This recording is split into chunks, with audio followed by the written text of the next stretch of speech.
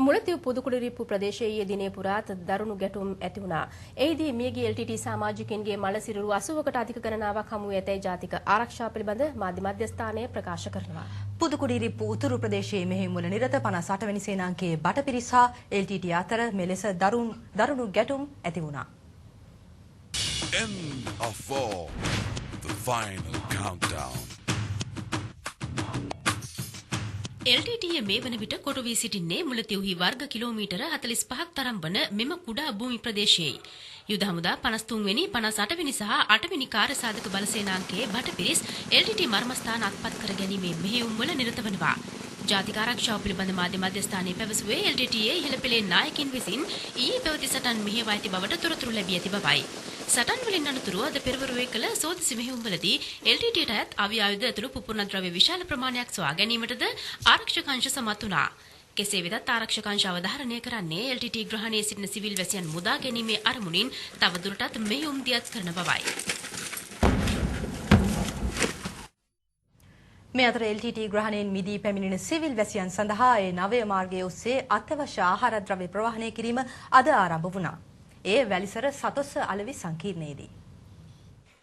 මෙහි පළමු අදියර වශයෙන් අත්‍යවශ්‍ය ආහාර ද්‍රව්‍ය රැගත් ලොරි රථ 20ක් ඒ නවය මාර්ගයේ ඔස්සේ අද උදෑසන ගමන් ආරම්භුවා. සමාජ සේවා හා සමාජ සුබ සාධන අමාත්‍ය ඩග්ලස් දේවානන්ද මහතාගේ මූලිකත්වයෙන් මෙම සමාජ සත්කාරය ආරම්භ කෙරුණා. විශේෂ ආකාරයට ඇසුරුම් කරනු ලැබූ අත්‍යවශ්‍ය ද්‍රව්‍ය සහිත ආහාර මළුවල මෙම ද්‍රව්‍ය ප්‍රවාහනය සඳහා සූදානම් කොට තිබුණා. මේ මොහොත අද යාපනයේ ජනතාවට ස්වර්ණමය අවස්ථාවක් වෙනවා. මෙලෙස ඒ නවයේ මාර්ගය ඔස්සේ උතුරට ගමනාගමනය ආරම්භ වීම ස්වර්ගයට යන මාර්ගයේ විවෘත වීමක් විදිහටයි මා දකින්නේ. මාර්ගයේ විවෘත වුණා වගේම ඒ නවයේ මාර්ගය ආරක්ෂා කර ගැනීමටත් අනිවාර්යෙන්ම සිදු කළ යුත්තක්. සිවිල් ජනතාව වෙනුවෙන් රජය ඒ ආකාරයෙන් සහන සැලසුවත් LTT නම් වසන්ති සිවිල් ජනතාවට එල්ලවන්නේ දැඩි ප්‍රහාරමයි. ඒ නවයේ මාර්ගයේ ඔස්සේ ඒ ආකාරයෙන් උතුරට අත්‍යවශ්‍ය ද්‍රව්‍ය ප්‍රවාහනය කෙරෙද්දී යුද මුක්ත කලාපයේ ජනතාවට අත්‍යවශ්‍ය ආහාර ද්‍රව්‍ය රැගෙන යමින් තිබූ නෞකාවකට LTT අද උදෑසන මෝටාර් ප්‍රහාරයක් එල්ල කළා.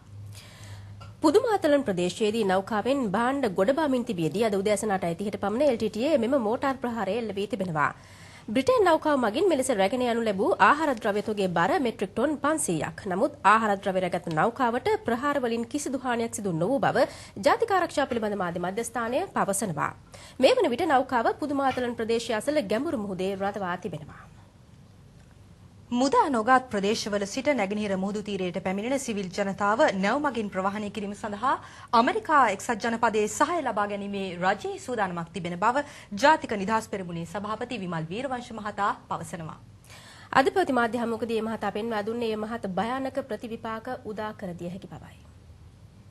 එක්සත් ජනපදයේ හරි තව මොන රට හරි මේ යෝජනා කරන්නේ මේ කුටි සංවිධානයේ රැකලා සිවිල් ජනතාව බේර ගන්න ක්‍රමයක් මේ කියන්නේ. දැන් ඕනේ කුටි සංවිධානයේ රැකගෙන සිවිල් ජනතාව බේර ගන්න ක්‍රමයක් නෙමෙයි කුටි සංවිධානය පරද්දලා සිවිල් ජනතාව බේර ගන්න ක්‍රමයක්. මේ අය මේ සිවිල් ජනතාව පිළිබඳව දුක් වේදනාව පළ කරලා මේ එන්නේ ඔය නැවකට සිවිල් ජනතාවද නැගගන්නේ කුටි ජනතාවද නගින්නේ කියලා කාටවත් හොයන්න බෑ. නැගගත්තට පස්සේ ඕකේ ක්‍රියාත්මක වෙන්නේ නාවික හමුදාවේ බලය නෙවෙයි ලංකාවේ. ඔය හංගගෙන මෙයාගේ පණ බේර ගන්න ක්‍රමයක් තමයි ඔය එන්නේ. ඒ නිසා අපි දැඩි ලෙස අනතුරු අඟවනවා. ඒකට නම් කිසි ලෙසකින්වත් යට විය යුතු නෑ. අපි ඇමරිකා එක්සත් ජනපදයට එක්ක ඉතාමත්ම කිට්ටුවෙන් කටයුතු කරන රටක්. එවනම් ඒ සහයෝගය ත්‍රස්තවාදයේ මර්ධනය කරන්නටත් ඒ වගේම ත්‍රස්තවාදයේ පිටු දැකීමේ ක්‍රියාවලියේ සම්පූර්ණ ආවරණයටත් ඒ වගේම මේ අවස්ථාවේදී උතුරේ රඳවාගෙන සිටින සිවිල් වැසියන් නිදහස් කර ගැනීමේ ක්‍රමවේදයටත් අපිට විශාල සහයෝගයක් ගැනීමේ අවශ්‍යතාවය තිබෙනවා. මේ සඳහා අපි සියලු අවස්ථාවල්වලදී ඕනෑම සුදුසු යෝජනාවකට සූදානමින් කටයුතු කරනවා. මේ අතර උතුරේ ගැටුම් වලින් තුවාල ලබා ආරක්ෂිත ප්‍රදේශ වෙත පැමිණෙන සිවිල් වැසියන්ට සහන සැලසීමට ඉන්දිය රජයේ අවධානය යොමු වී තිබෙනවා. ඒ අනුව ඇඳන් 50කින් සමන්විත ජංගම රෝහලක් ලංකාවට ලබා දීමට ඉන්දිය රජය පියවරගෙන තිබෙනවා. අදාළ ජංගම රෝහල අද දිවයිනට රැගෙන එනු ලැබුවා. එම රෝහල සමග ඉන්දිය විශේෂඥ වෛද්‍යවරුන් 9 දෙනෙකු හා ඊට අදාළ සෞඛ්‍ය කාර්ය මණ්ඩලයක් පැමිණි අතර රුපියල් කෝටි 8ක වටිනාකමින් යුතු ඖෂධ තොගයක්ද ඉන්දිය රජය විසින් ලංකාවට ලබා දෙන බව සෞඛ්‍ය අමාත්‍යාංශය ප්‍රකාශ කළා. මෙම ජංගම රෝහල පුල්මුඩේ කනිජවැලි නිධිය ආශ්‍රිත භූමි පරිශ්‍රයේ ඉදිරි දින දෙකක කාලය තුල තාවකාලිකව ස්ථාපනය කිරීමට නියමිතයි. ඉන්දිය රජය මෙම ජංගම රෝහල ලබා දීමට පියවරගෙන ඇත්තේ ශ්‍රී ලංකා රජයේ ඉල්ලීමකට අනුවයි. පුදු කුඩිරිප්පු උතුරු ප්‍රදේශයේ මෙහෙයුම්වල නිරත බටපිරිස් වෙත ඊයේ දිනේදී තෙල් ග්‍රහණයෙන් මිදුණු සිවිල් වැසියන් 112 දෙනෙකු පැමිණ තිබෙනවා. නමුත් වසන්ති අපට වාර්තා වන්නේ මෙම පිරිසටත් LTTE ප්‍රහාර එල්ල කර තිබෙන බව. ආරක්ෂිත ප්‍රදේශ වෙත පැමිණෙමින් සිටියේදී සිවිල් වැසියන්ට LTTE වෙඩි ප්‍රහාර එල්ල කර ඇති අතර ඉන් තුවාල ලැබූ පුද්ගලයන් 10 දෙනෙකු මූලික හමුදා ප්‍රතිකාර වලින් අනතුරුව වවුනියාව රෝහලට ඇතුළත් කර තිබෙනවා. සෙසු පිරිස විශ්වමඩු ප්‍රදේශයේ ස්ථාපිත කර ඇති සාමාන්‍ය වැසියන් පිළිගැනීමේ මධ්‍යස්ථානයේ තාවකාලිකව රඳවා තබා පසුව වවුනියාවේ පිහිටි සුබසාධක මධ්‍යස්ථාන වෙත රැගෙන යාමට නියමිතයි.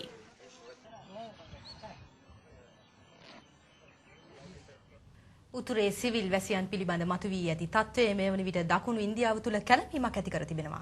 මෙවර ශ්‍රී ලංකාවේ දෙමළ වැසියන් වෙත විමසිලිමත් දැස් යොමු කරන්නේ තමිල්නාඩු ප්‍රාන්ත විපක්ෂ නායික ජයලලිතා ජයරාම්. අද දිනේදී ඇය නිරාහාර උපවාසයක නිරත වුණේ කඩිනමින් සටන් විරාමයකට එළඹෙන ලෙසට ශ්‍රී ලංකා රජයට බල කරමින්.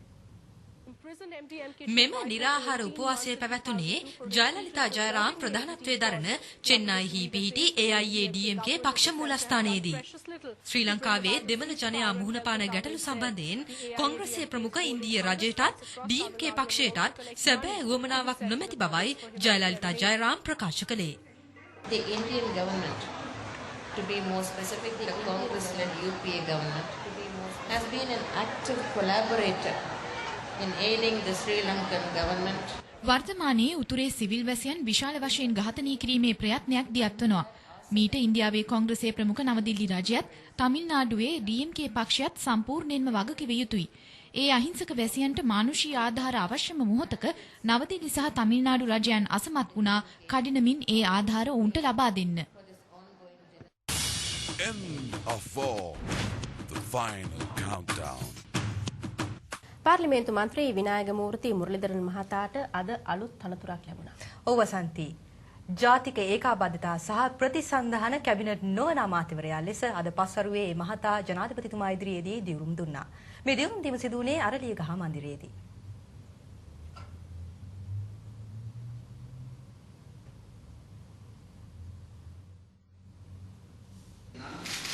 இலங்கை ஜனநாயக கோட்டையில் குடியரசு அரசியலமைப்பை உறுதியாக போற்றவோ மறைமுகமாகவோ இலங்கையிலோ அல்லது இலங்கை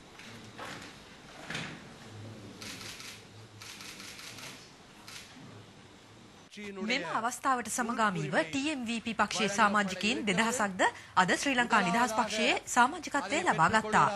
මේ පිළිබඳ අදහස් දැක්වූ පාර්ලිමේන්තු මන්ත්‍රී විනායක මූර්ති මුරලිදරන් මහතා පැවසුවේ විරුතලේ පුලිකල් යන වචනයට ජනතාව අකමැති හේයින් පක්ෂය අතහැර පිළිගැනීමක් ඇති පක්ෂයකට එක්වීමට තීරණය කළ බවයි. මෙහිදී අදහස් දැක්වූ ජනාධිපති මහින්ද රාජපක්ෂ මහතා පැවසුවේ සිංහල දෙමළ මුස්ලිම් සියලු ජනතාව සහෝදරත්වයෙන් කටයුතු කළ යුතු බවයි. මේ අපේ මව් රට. මෙහි ජීවත් වෙන හැම ජන කොට්ටාසයක්ම එකට එකතු වෙලා සමගියෙන් කටයුතු කරන්න ඕන. මීට වඩා අපිට මොනවද තව ඕන? සංවර්ධනය වෙනකොට ආයුධ නිකම්ම බිමට වැටේවි. ආයුධ අතට අරගෙන දුක් විඳින රටක් අපිට ඕන නැහැ. උතුරේ යුද්ධයේ අවසන් අදියර වෙත පැමිණ ඇති මේ අවස්ථාවේදී රජයට ජනතාවගෙන්ද සුවිශාල ප්‍රසාදයක් හිමි වී තිබෙනවා.